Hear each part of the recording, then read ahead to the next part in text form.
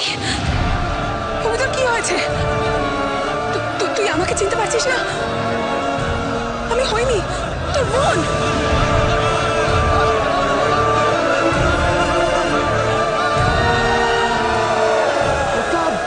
ওই দেখো, হইনি।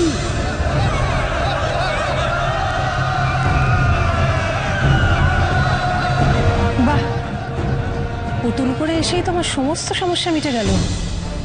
ভূমিও তো দেখছি দাস হয়ে গেছে। এইবার শুধু মানচিত্র পাওয়ার অপেক্ষা, শুধুই অপেক্ষা। ভূমি, ভূমি হুঁশে ফিরে আয়। কি হয়েছে তোর? তুই এইভাবে কেন তাকিয়ে আছিস? ভূমি,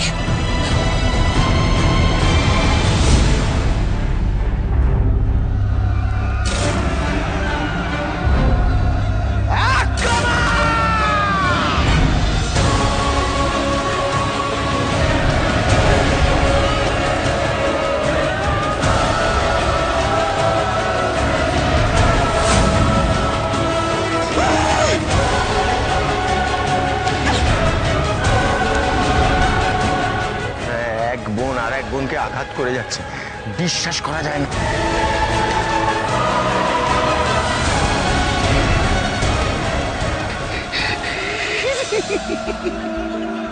শালিক মালিক, কি বলিয়ান, কি বলিয়ান আমার দাসী।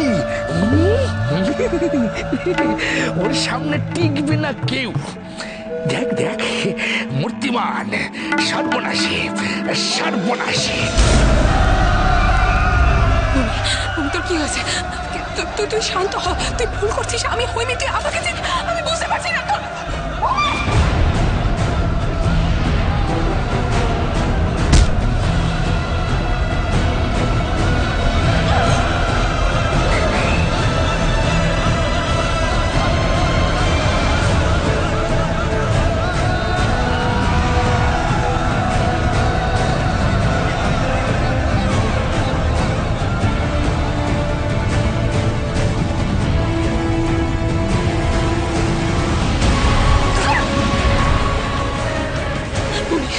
তোর কি হয়েছে?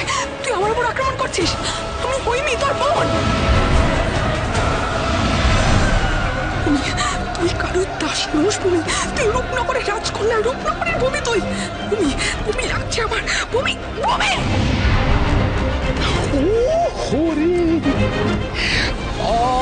অপূর্ব। আমি তো ভাবিনি আমার সমস্ত কাজ এত সহজেই এখানে হয়ে যাবে। আপন হয়েছে পর, দাস হওয়াতে সুবিধা দেখেছিস? এই যে বনে বনে এত ভাব ছিল, এত ভাব, আজ কি অবস্থা। রানীমা, হৈমিকে ভূমি যেভাবে আক্রমণ করছে তাতে তো হৈমি ওর সামনে দাঁড়াতেই পারছে না। কি দরকার হৈমির উঠে দাঁড়ানোর? শেষ হয়ে যাক, মরে যাক। ভূমির হাতেই হৈমি আজ শেষ হয়ে যাক, আমারও তাতে সুবিধে। পথের একটা কাটা তো সরবে।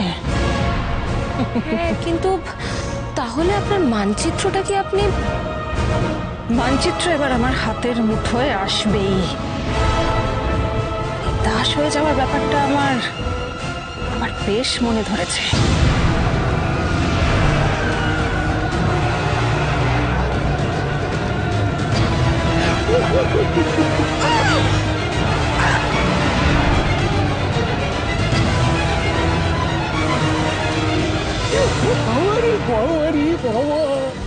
ওরে শালিক, মানে এই যে মুহুর্মুহু আক্রমণ, ভিনদেশীর কপালে আজ জুটবে সমান।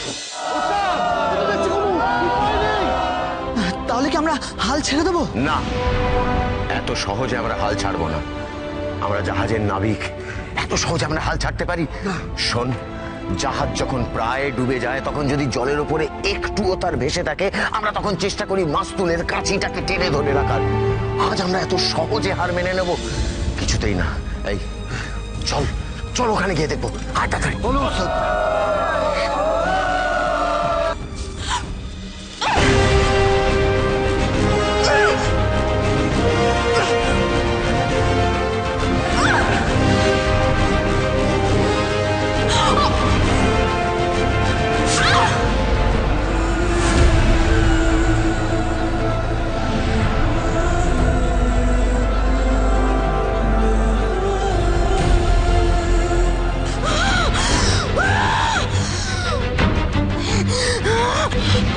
শালিক, মালিক এ কি ভিনদেশি যে আক্রমণ করে আমার দাসীরে, বলভদ্রের দাসীরে, কিন্তু কেন?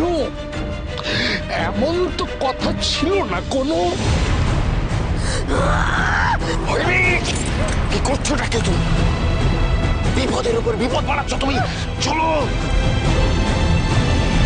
এই দাঁড়া।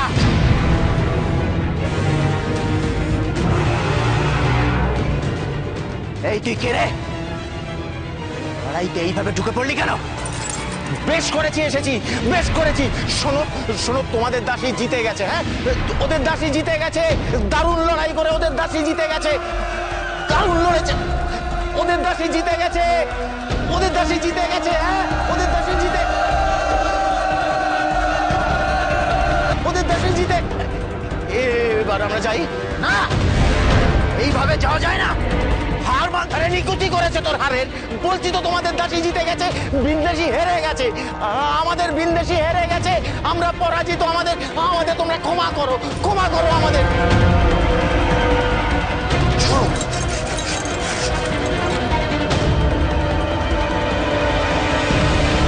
এ আবার কি হলো? এটা এটা সেই নাবিকটা না?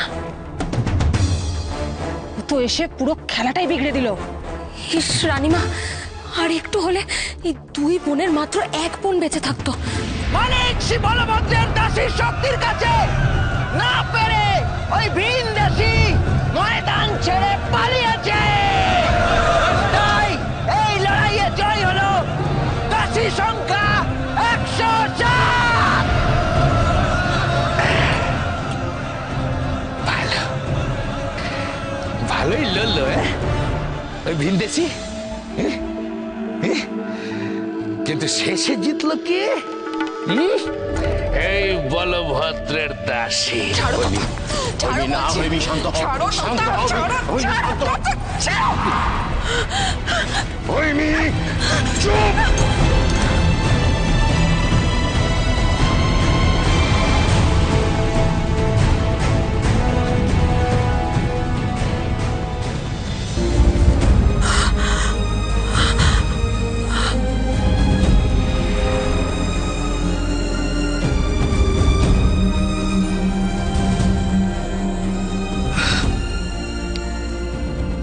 কি হয়েছে হৈমি? হৈমি শান্ত হও, এরকম করছো কেন? কি হয়েছিল একটু বলো তো? কেন তুমি এত ভয়ঙ্কর হয়ে উঠলে? কেন তুমি চলে গেলে মারামারি করতে? কেন তুমি ঝাঁপিয়ে পড়লে ভূমির ওপর? ব্যাপারটা কি কি হয়েছিল হৈমি? বলো না হৈমি। আমি জানি না, আমি জানি না তো আমার কি হয়েছিল, কিন্তু আমি ইচ্ছে করে এসব করতে চাইনি। আমি নিজের ইচ্ছায় ওখানে যাইও নি,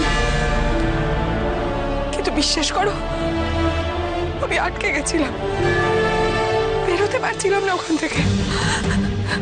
কিন্তু তোমরা তো দেখলে যে ওরা ভূমি আর অগ্নির কি অবস্থা করেছে। ভূমি তো নিজের মধ্যেই নেই। তুমিও তো তোমার মধ্যে ছিল না হৈমি। হ্যাঁ, আর ওখানে তোমার যা রূপ। চুপ, একদম চুপ।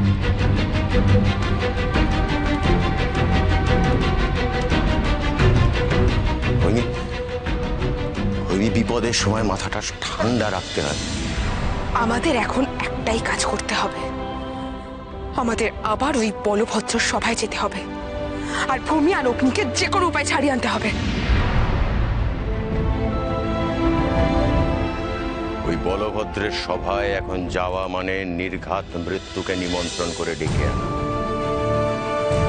ওই বলভদ্রের সভায় আমরা যাব, কিন্তু এখন না, অন্য কোনো সময়, অন্য কোনো ভাবে। আর সেটা কিভাবে, সেটা একটু ভেবে দেখা দরকার আমাদের। শোনো, আগে আমরা জাহাজে ফিরে যাব, সেখানে গিয়ে পরিকল্পনা। তুমি থাকো তোমার পরিকল্পনা নিয়ে, আমি আর এক মুহূর্ত সময় এখানে নষ্ট করব না, আমি এক্ষুনি যাব। দেখো হৈমি, তুমি যেভাবে লড়াইয়ের ময়দানে ঝাঁপিয়ে পড়েছিলে, সেটা কিন্তু বলভদ্র আর তার প্রহরীরা খেয়াল করেছে। আর বড়ভদ্র দাসীকে তুমি প্রায় হারিয়ে দিয়েছিলে, সেটাও কিন্তু ওদের চোখ এড়ায়নি। এরপর তুমি জেনে বুঝে যদি ওইখানে আবার ঝাঁপিয়ে পড়তে চাও, তাহলে কিন্তু অগ্নিভূমির বিপদ তো বাড়বেই, আর তোমার বিপদও কম নয়। তোতা তোতা অগ্নিভূমি ওর এরকম একটা অবস্থায় আছে, সবটা জেনেও আমি চুপ করে থাকবো, শান্ত হয়ে বসে থাকবো? শান্ত হয়ে থাকতে বলছি না, শুধু একটু মাথাটা ঠান্ডা করে সবটা ভাবতে বলছি।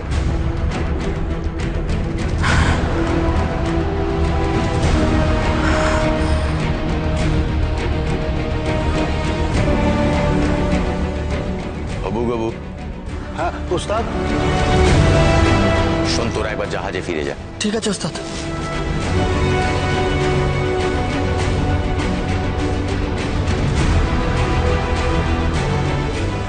তোমার মাথায় একটা পরিকল্পনা চলছে বলে মনে হচ্ছে তোতা। একটাই পরিকল্পনা এখন হতে পারে, হই আমরা দাসকে। দাস কিনবো?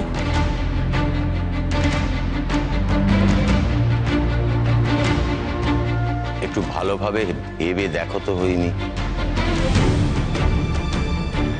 আমরা যদি দাস ক্রেতা হয়ে যাই। বুঝে গেছি তোতা, আমি বুঝে গেছি। আমরাই দাস ক্রেতা হয়ে বলভদ্রর কাছে অগ্নি আর ভূমিকে কিনতে যাব, কি তাই তো? বেশ, তাই হবে। কিন্তু তোতা, আমরা এভাবে এই পোশাকে গেলে তো বলভদ্র আমাদের চিনে ফেলবে। একটা কথা কিন্তু মনে রেখো, বলভদ্রের চোখে ধুলো দেওয়া অত সোজা কাজ নয়। আমি জানি হইমি, আমি জানি। ওই দেখো দেখো, ছদ্মবেশ নেওয়ার সুযোগ যখন আছে তখন দেখাই যাক। তুমি একটু দাঁড়াও, আমি আসছি।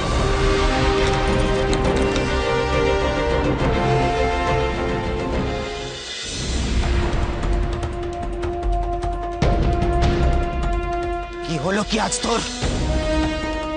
ওই ভিনদেশীটাকে শেষ করে দিয়ে আসতে পারলি না? কেন ও বেঁচে ফিরে গেল? কেন? এতে আমাদের মালিকের কতটা সম্মানহানি হলো সেটাকে তুই বুঝতে পারছিস? এর জন্য আজ তোকে শাস্তি পেতেই হবে, পেতেই হবে। কি শাস্তি ওকে পেতে হবে হুজুর? আমাদের কোনো আদেশ?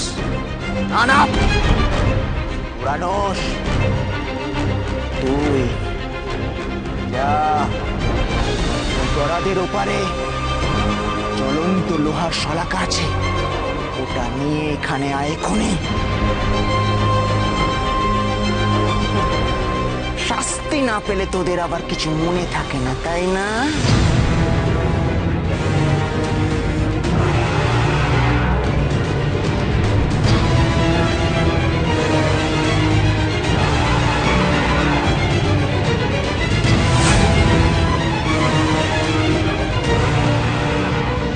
এই নে,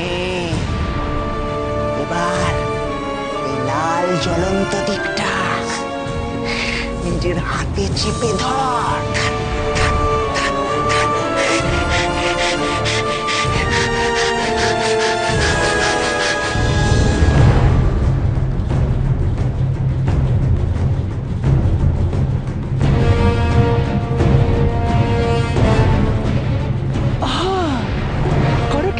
করে কি মালিক? এই দাঁড়া, শাস্তি দিচ্ছিলাম মালিক। কেন শাস্তি কেন দিচ্ছ ওকে? এমন তেজি দাসীর হাত পুড়লে ও কাজ করবে কেমন করে? কিন্তু কিন্তু মালিক, ও যে ভিনদেশীকে মারতেই পারেনি। কি হলে কিছু এলো গেল? কেমন লড়াই লড়লো বলো? বাবা, গায়ে কি জোর, তুমুল জোর, আঘাতের পর আঘাত করলো কেমন? বলো একবার, বলো বলো বলো। কোনো শাস্তি প্রাপ্য না। মালিক, মালিক আপনার কি দয়ার শরীর।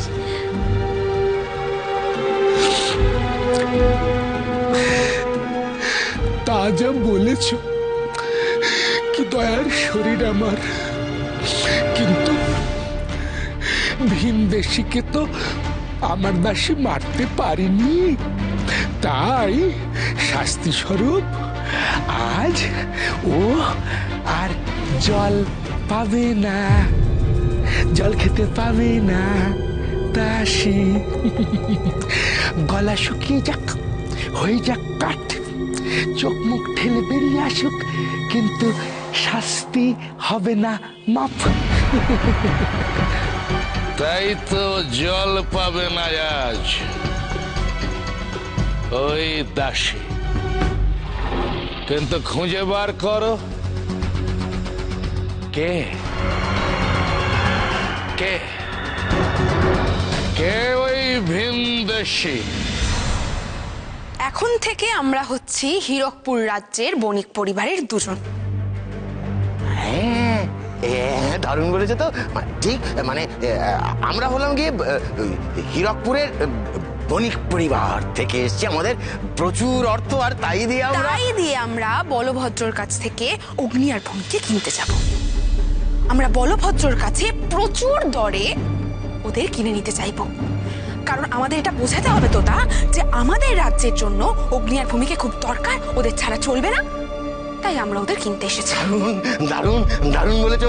শোনা, এইবার তাহলে আমাদের আর একটা কাজ বাকি আছে, সেটা হচ্ছে আমাদের এক্ষুনি জাহাজে ফিরে যেতে হবে ওই পৃথ্বীরাজের কাছে আজকের রাতটা কাটিয়ে। তোতা, কিন্তু আমাদের এই সম্পূর্ণ পরিকল্পনায় একটা সমস্যা আছে। সমস্যা? আমরা যদি সত্যি বণিক পরিবারের দুজন হই, তাহলে আমাদের কাছে প্রচুর ধন সম্পত্তি আছে। কোথায় এই ধন সম্পত্তি, কোথায়? আমরা যদি প্রচুর দরে অগ্নি আর ভূমিকে কিনতে চাই, তাহলে আমাদের বলভদ্রকে মোহর আর মুদ্রা দিতে হবে। আমাদের কাছে না আছে মোহর, না আছে মুদ্রা, আর মোহর আর মুদ্রা ছাড়া আমাদের পুরো পরিকল্পনাটাই মাঠে মারা যাবে। তাহলে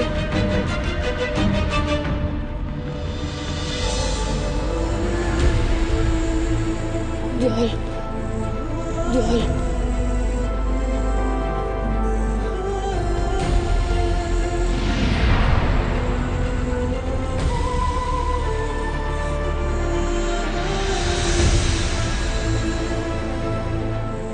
জল। এই ওকে জলটা দে। আমি যাচ্ছি মালিক। না,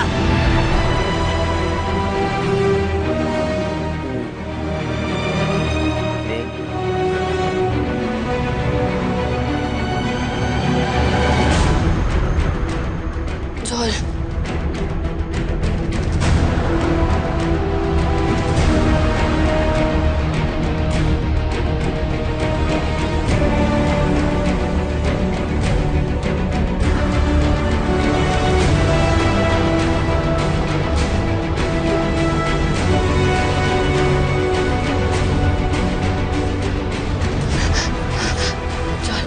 এই জলটা সরা।